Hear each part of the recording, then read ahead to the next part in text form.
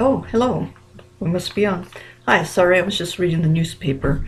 We had an election here not too long ago, and one of the bills that our state legislature in Alaska was trying to pass was a bill seeking legalized doctor-prescribed suicide. But fortunately, it didn't gain any traction. However, that did not mean that the Death with Dignity National Center is not still trying to push for these laws around the country.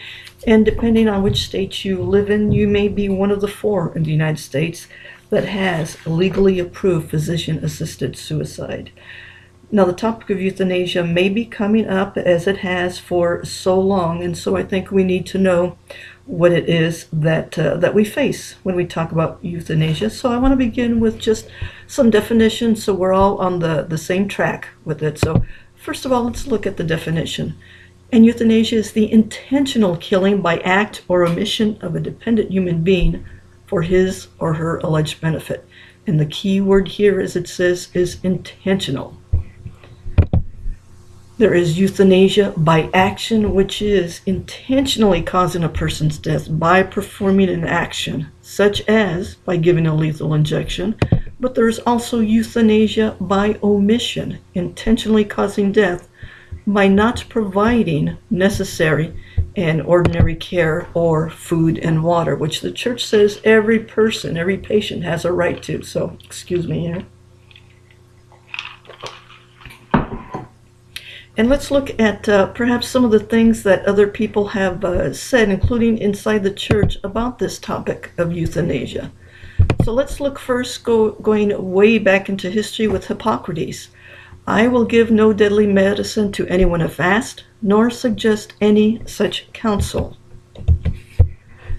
And as I said, the Death with Dignity National Center is trying to push their agenda around the country, and this is what they say in their defense of the dignity with death. We achieve this through our extensive and costly legal defense of the death with dignity laws, as well as coalition building. Our nonprofit and political action arm provide the flexibility to rapidly respond to both legal and political actions.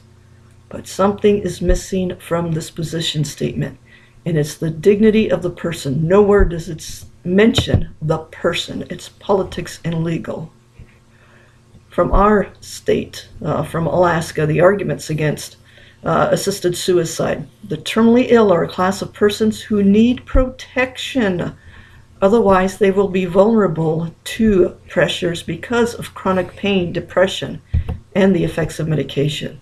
This is what John Paul had to say. A man, even if seriously sick or prevented in the exercise of his higher functions, is and will always be a man. He will never become a vegetable.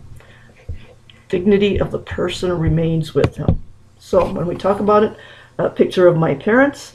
My father was in a coma for about a week before he finally passed away. He was in, of course, what was termed a vegetative state. But this is what he looked like many years ago, far different from what he looked in intensive care. This is a vegetable. Doesn't look alike, does he? What does my father look like? Okay.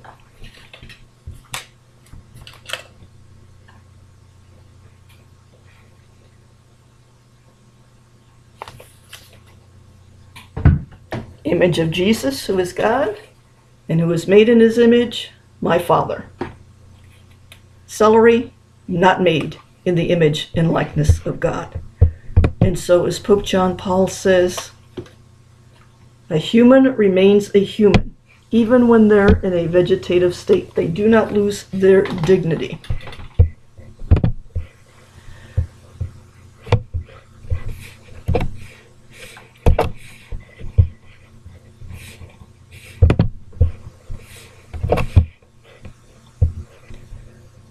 Now, there is compassion in relieving a person of pain. We hurt when our loved ones hurt.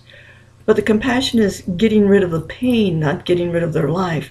And as we've progressed in the almost 30 years since the Declaration on Euthanasia by the Congregation for the Defense of the Faith, 95% of cancer pain is controllable, and almost all the rest can be made tolerable.